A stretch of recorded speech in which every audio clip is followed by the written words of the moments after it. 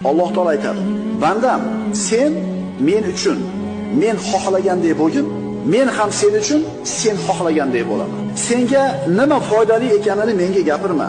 Sen ham xohlaysan, men ham xohlayman.